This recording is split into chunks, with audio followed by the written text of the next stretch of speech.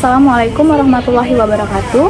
Izin Pak, izin Wan. Sebelumnya izinkan saya memperkenalkan diri. Perkenalkan, nama saya Ginan Rohmah dari jurusan Kebidanan dari kelas 1A. Di sini saya akan memenuhi tugas mata kuliah Pancasila dengan dosen pengampu Bapak Wendy Anugrah Octavian, SPD MPD. Di sini saya akan menganalisis beberapa kebijakan dan peraturan. Kebijakan yang pertama adalah DPR anggarkan 48 miliar untuk membeli gordeng. Menurut Sekjen, sudah 13 tahun gordeng tersebut tidak diganti dan sudah seperti kain pel. Menurut saya kebijakan itu tidak sesuai dengan sila kelima, yaitu keadilan sosial bagi seluruh rakyat Indonesia, dikarenakan adanya anggaran tersebut dapat mengakibatkan kita sebagai rakyat biasa terkena dampaknya. Salah satunya adalah biaya pajak yang akan meningkat.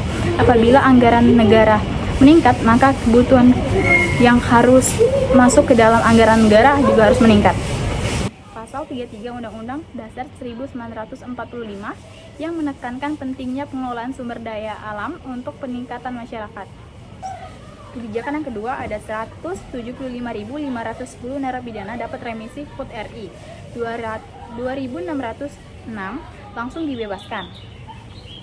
Ribuan narapidana dapat remisi termasuk mantan menteri yang terjerat kasus korupsi. Menurut saya, kebijakan itu sesuai dengan sila kedua, yaitu kemanusiaan yang adil dan beradab, karena menurut pasal ke-14 Undang-Undang Nomor 12 Tahun 1995 tentang Pemasyarakatan, narapidana berhak mendapatkan remisi. Akan tetapi, menurut pasal 14 UU Nomor 12 Tahun 1995 menyebutkan bahwa remisi diberikan dengan mempertimbangkan aspek keamanan. Hal ini bisa menjadi argumen untuk ketidaksesuaian.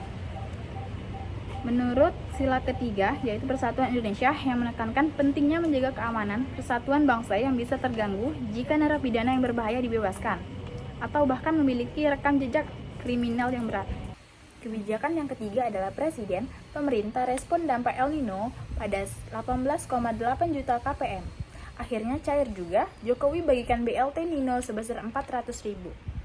Menurut saya, kebijakan ini sesuai dengan sila kedua, yaitu kemanusiaan yang adil dan beradab.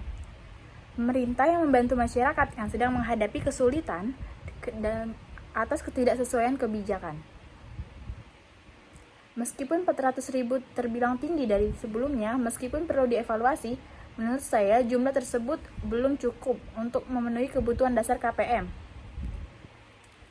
Terdapat pada Undang-Undang Nomor 13 Tahun 2011 tentang penanganan fakir miskin menekankan pentingnya bantuan yang mencukupi dan tepat sasaran, yaitu terdapat pada sila kelima, yaitu keadilan sosial bagi seluruh rakyat Indonesia. Tercantum pada pasal 34 ayat 1 mengatur tanggung jawab negara dalam memelihara fakir miskin. Kebijakan ini sejalan dengan komitmen tersebut.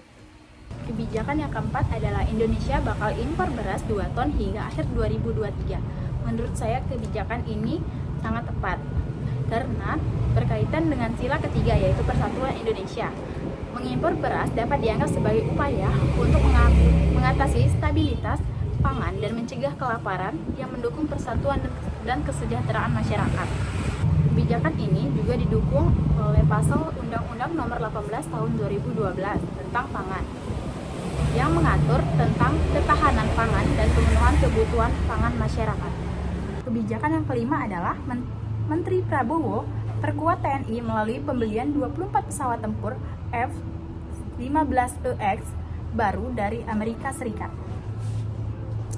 Menurut saya, kebijakan ini sesuai dengan Peraturan Undang-Undang Nomor 3 Tahun 2002 tentang Pertahanan Negara, mengatur tentang penguatan pertahanan sebagai bagian dari upaya menjaga kedaulatan dan integritas negara.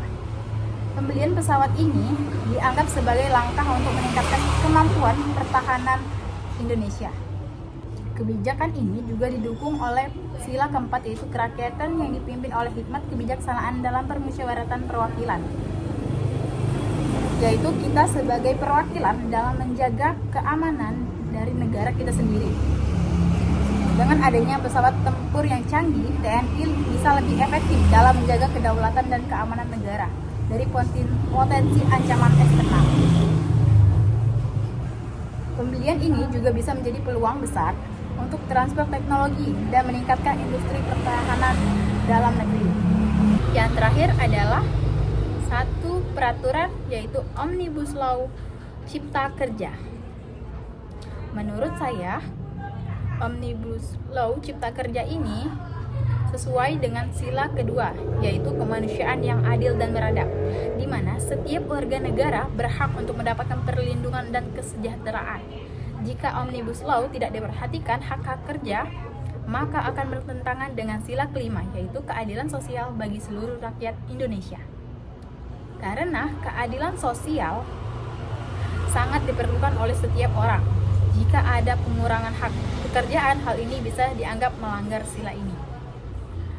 Peraturan ini juga selaras dengan satu pasal, yaitu pasal 27 Undang-Undang 1945 yang menyatakan bahwa setiap warga negara berhak atas pekerjaan.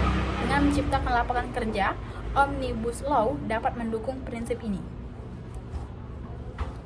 Sekian analisis dari beberapa kebijakan dan peraturan dari saya akhiri.